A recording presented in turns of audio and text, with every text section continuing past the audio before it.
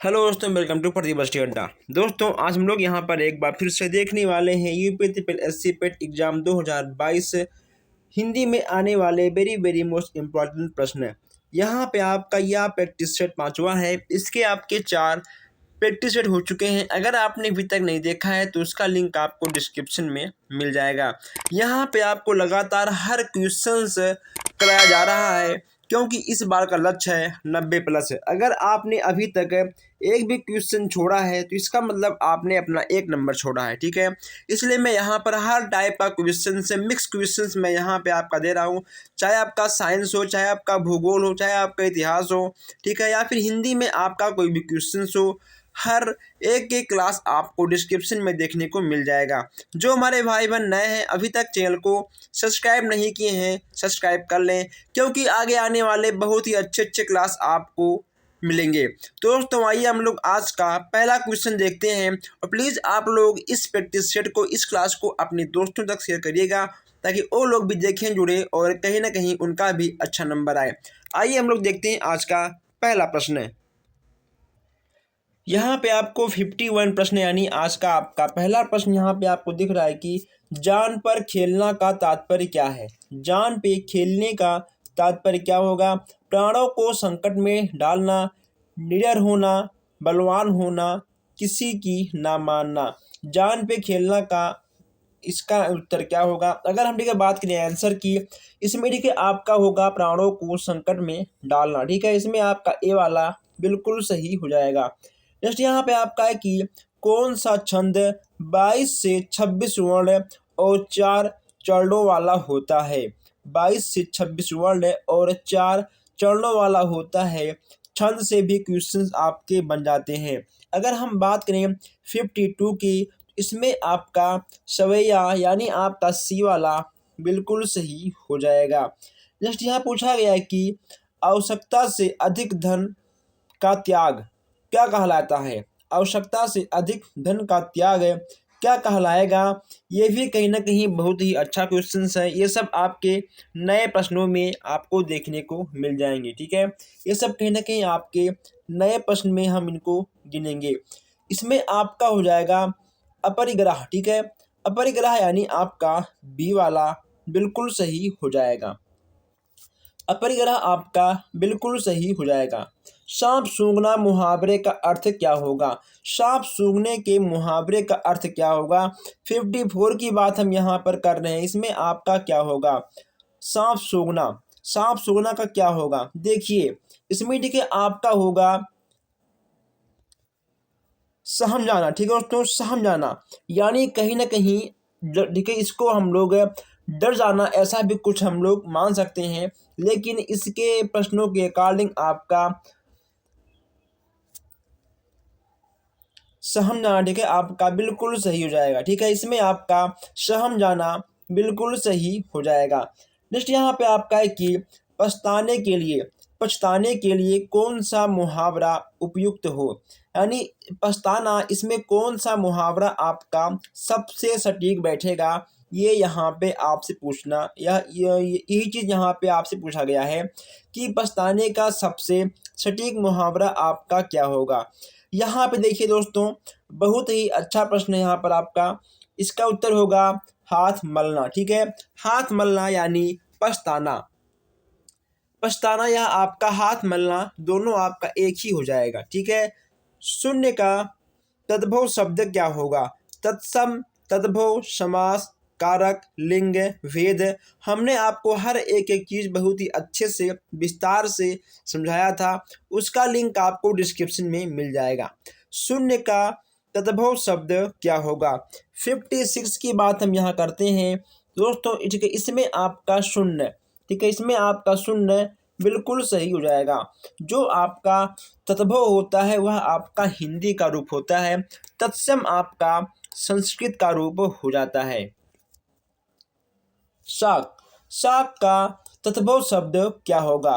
तद्भव, तत्सम, यहाँ से आपके प्रश्न जरूर बनेंगे।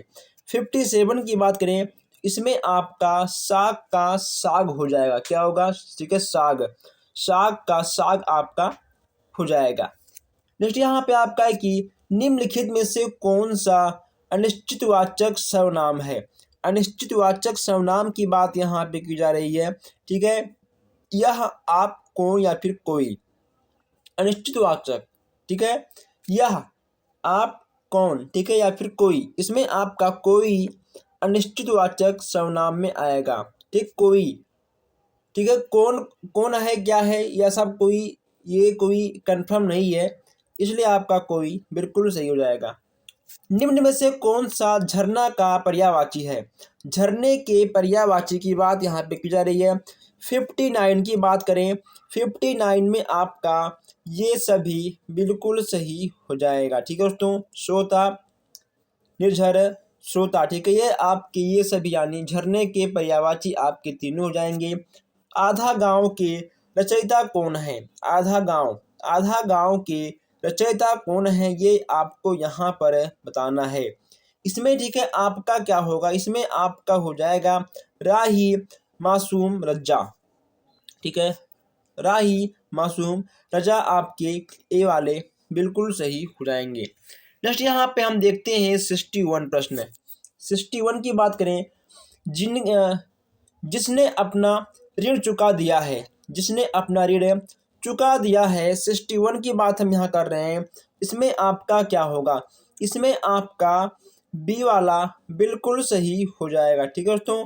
उपऋण, जिसने अपना ऋण चुका दिया है वह उऋण हो जाएगा, यानी आपका बी वाला बिल्कुल सही हो जाएगा। स्तुति का विलोम क्या होगा? स्तुति का विलोम क्या होगा? 62 की बात करें, इसमें आपका निंदा, इसमें आपका निंदा बिल्कुल सही हो जाएगा। आइए आगे बढ़ते हैं। नेक्स्ट यहाँ पूछा गया आपसे कि अगुवाई, अगुवाई में कौन सा प्रत्यय है?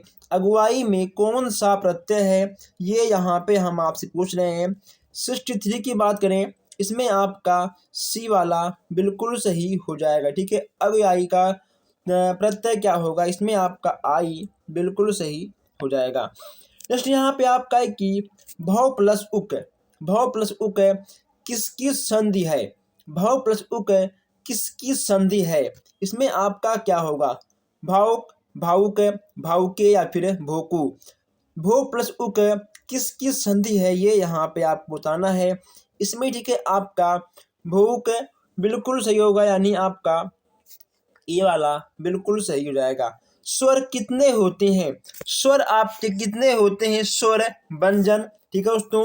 हम इन चीज़ों को आपको बहुत ही अच्छे से विस्तार से बता चुके हैं। 65 स्वर कितने होते हैं? स्वर यहाँ पे आपके कितने होते हैं, ये यहाँ पे आपको बताना है। अगर हम 65 के आंसर की बात करें दोस्तों, स्वर आपके 10 होते हैं।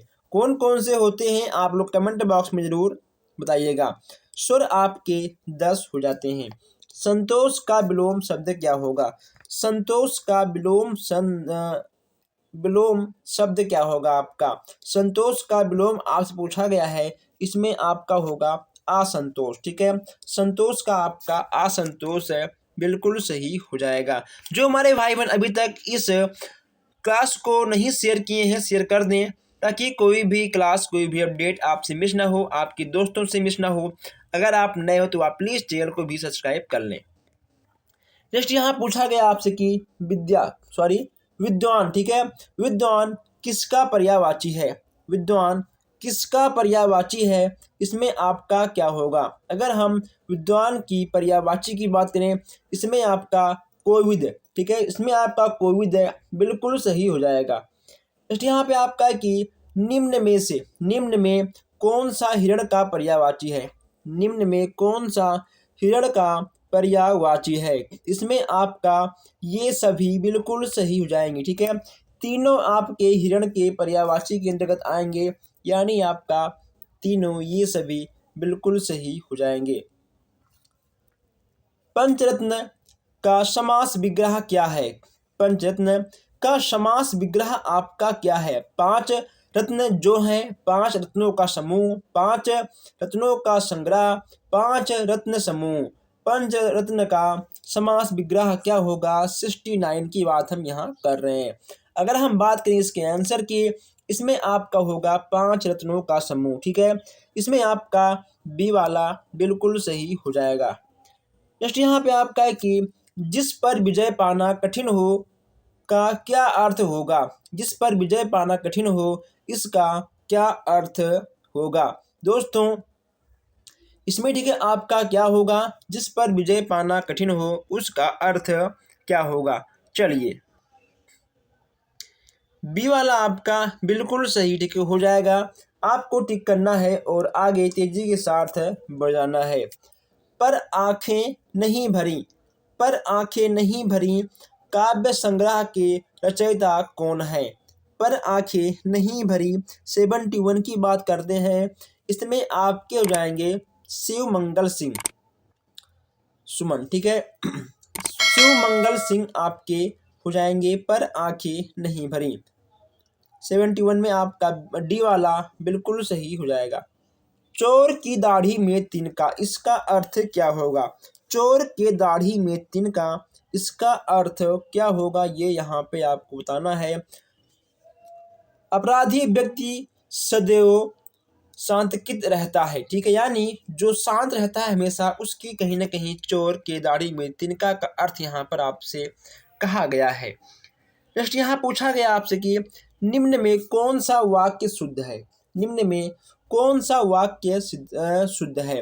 राम और सीता वन में गए, राम और सीता वन गए, राम और सीता वन को गए, राम और सीता वन की ओर गए, राम और सीता वन में गए।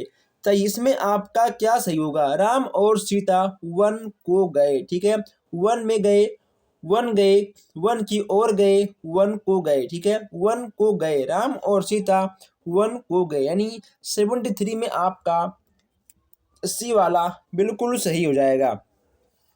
राम और सीता वन को गए।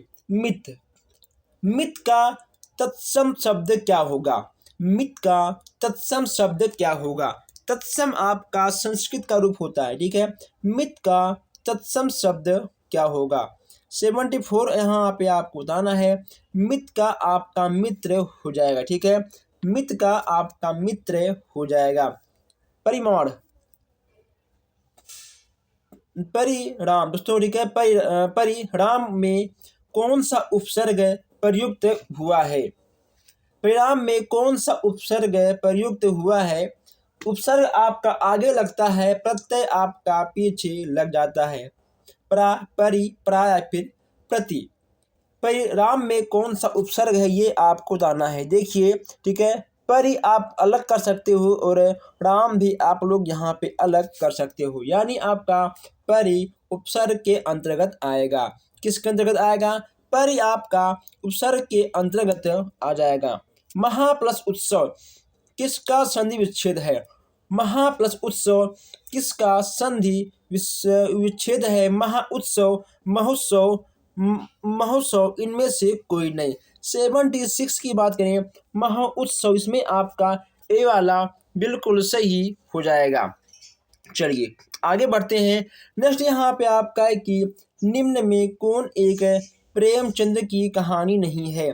बड़े भाई साहब ठाकुर का कुआं पूस की रात, चीख की दवा, ठीक है, चीफ, चीफ की दवा, चीफ की दावत, ठीक है दोस्तों, यहाँ पे आपका लिखा है चीफ की दावत है।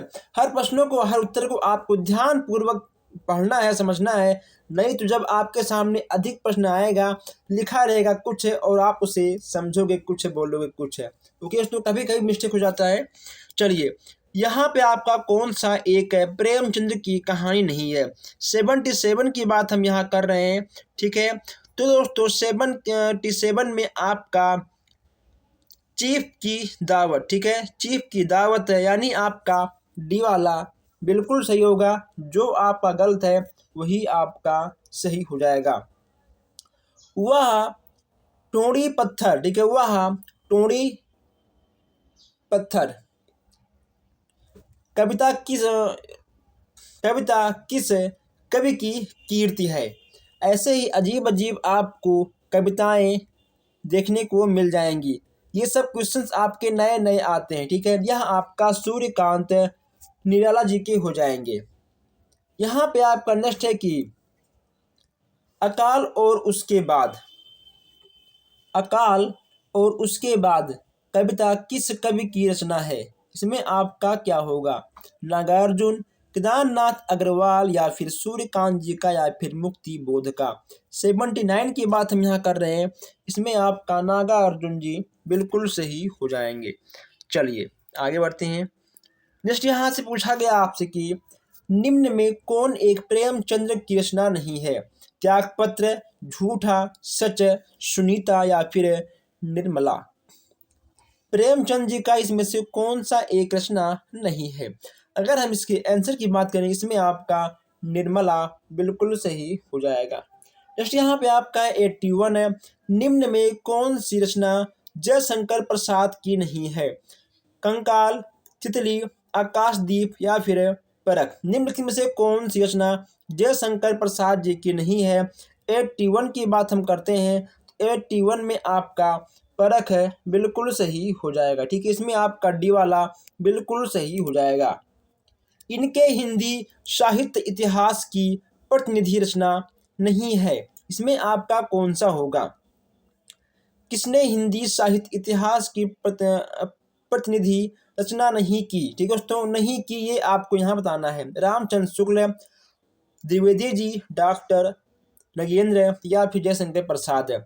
82 की बात करें, इसमें आपका जयशंकर प्रसाद जी बिल्कुल सही हो जाएंगे।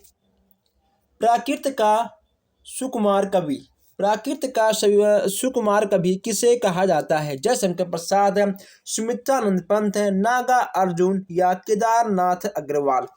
83 की बात करें, इसमें आपका क्या होगा? 83 में आपका सुमित्रानंद पंत जी आपके बिल्कुल सही हो जाएंगे। जो हमारे भाई बहन अभी तक इस चैनल को सब्सक्राइब नहीं किए हैं, कर लीजिए। ठीक है दोस्तों, यह आपका ही है और आप इसको आगे बढ़ाइए, ये काम आपका ही है। ठीक है, चलिए 84 यहाँ पे आपका है कि सिंहावलोकन किसकी कीर्ति है? इसमें आपका क्या होगा? यशपाल जी का, जनेन्द्र जी का, रामधारी सिंह दिनकर जी का या फिर निराला जी का। इसमें आपका क्या होगा? 84 में आपका यशपाल जी बिल्कुल सही हो जाएंगे। कौन होंगे? यशपाल जी आपका बिल्कुल सही हो जाएगा। ओके दोस्तों, चलिए आगे बढ़ते हैं हम लोग। नेक्स्ट यहाँ पे आपका है कि कस्तूरी कुंडली बसे किस समकालीन महिला रचनाकार की कीर्ति है? ये यहाँ पे आपको बताना है। 86 की बात करें, इसमें आपका शिवाला बिल्कुल सही हो जाएगा। देखिए दोस्तों, साहित्य अकादमी पुरस्कार प्रत्येक वर्ष कितनी भारतीय भाषाओं की रचना को प्रदान किया जाता है? 18, 22, 25 या 30। यहाँ पे आपसे साहित्य अकादमी भारतीय पुरस्कार अकादमी पुरस्कार की बात यहाँ पे आपसे किया गया है। 87 की बात करें, 87 में आपका 22 यानी आपका 22 है, बिल्कुल सही हो जाएगा। ठीक है, इसमें आपका 22 है, बिल्कुल सही हो जाएगा। निम्न में कौन है दलित विमर्श का रचनाकार है? दलित विमर्श का रचनाकार नहीं है, ये आपसे पूछा गया है। ठीक है, कौन सा रचनाकार नहीं है, ये यहाँ पे आपसे पूछा गया है। ओम प्रकाश वाल्मीकि, जयप्रकाश या फिर सूरजपाल चौहान, नामवर सिंह। ये सब आपके नए नए रचनाएं, नए नए नाम यहाँ पे आपको देखने को मिल रहे हैं। ठीक है, तो आप इन सबको नोट करते हुए आगे बढ़िएगा। इसमें आपका डी वाला बिल्कुल सही हो जाएगा। ठीक है, नामवर सिंह, इसमें आपका डी वाला बिल्कुल सही हो जाएगा। आइए आगे बढ़ते हैं। नेक्स्ट यहाँ पूछा गया आपसे कि हिंदी साहित्य उद्भव और विकास किसकी रचना है? उद्भव और विकास किसकी रचना है, ये यहाँ पे आपको बताना है। 89 की बात हम यहाँ कर लें, 89 में आपका बी वाला बिल्कुल सही हो जाएगा। ठीक है, हजारी प्रसाद द्विवेदी, इसमें आपका डी वाला बिल्कुल सही हो जाएगा। निम्न में कौन सा शब्द वर्तनी की दृष्टि से शुद्ध है? यहाँ पे आपको शुद्ध शब्द का चयन करना है। अगर हम शुद्ध चयन की बात करें, इसमें आपका मनोवांछित, ठीक है, मनोवांछित आपका ए वाला बिल्कुल सही हो जाएगा। दोस्तों यहाँ पे आपके सामने कुछ प्रश्न और बचे हैं, तब तक आप लोग इस क्लास को शेयर करिए, इस प्रैक्टिस को शेयर करिए, और जो हमारे भाई बहन नए हैं प्लीज़ आप लोग चैनल को सब्सक्राइब करें ताकि आगे आने वाले सभी क्लास आप तक सबसे पहले पहुँचें। नेक्स्ट यहाँ पे आपका है 91, निम्न में कौन सा शब्द वर्तनी की दृष्टि से शुद्ध है। अगर हम बात करें इसके आंसर की दोस्तों, यहाँ से भी ठीक है शुद्ध अशुद्ध से क्वेश्चंस आपके एग्जाम में बन जाते हैं। अगर इसके हम आंसर की बात करें, इसमें आपका बी वाला बिल्कुल सही हो जाएगा, ठीक है, अनुगृहीत। इसमें आपका बी वाला बिल्कुल सही हो जाएगा। आकाश का पर्यायवाची क्या होगा। आकाश का पर्यायवाची होगा आपका अंबर, बहुत ही आसान प्रश्न है। घा का उच्चारण स्थान क्या होगा। देखिए दोस्तों, देखिए घा, आप एक बार बोलिए पहले इसको, घा, ठीक है। तो ये घा आपका कहाँ से आ रहा है, कि ये घा आपका कंठ से निकल रहा है। घा शब्द आपका कंठ से निकल रहा है, यानी आपका कंठ है, बिल्कुल सही हो जाएगा। ज्ञ वर्ण किन वर्णों का संयोग से बना हुआ है। दोस्तों बहुत ही आसान प्रश्न है, हमने इसे आपको कई बार कराया है। 94 में आपका जा प्लस ज्ञ, ठीक है, जा प्लस ज्ञ मिलके आपका क्या बनता है, जा प्लस ज्ञ, आपका ए वाला बिल्कुल सही हो जाएगा। जैसे यहाँ पे आपका है कि पानी पानी होना, मुहावरे का अर्थ क्या होना। दोस्तों पानी पानी होना यानी बहुत शर्मिंदा होना। क्या होगा, बहुत शर्मिंदा होना। आपने एक गाना सुना होगा, सैया ने देखा ऐसे में पानी पानी हो गई, ठीक है, यानी मैं शर्मिंदा हो गई। यहाँ पे आपका सी वाला बिल्कुल सही हो जाएगा।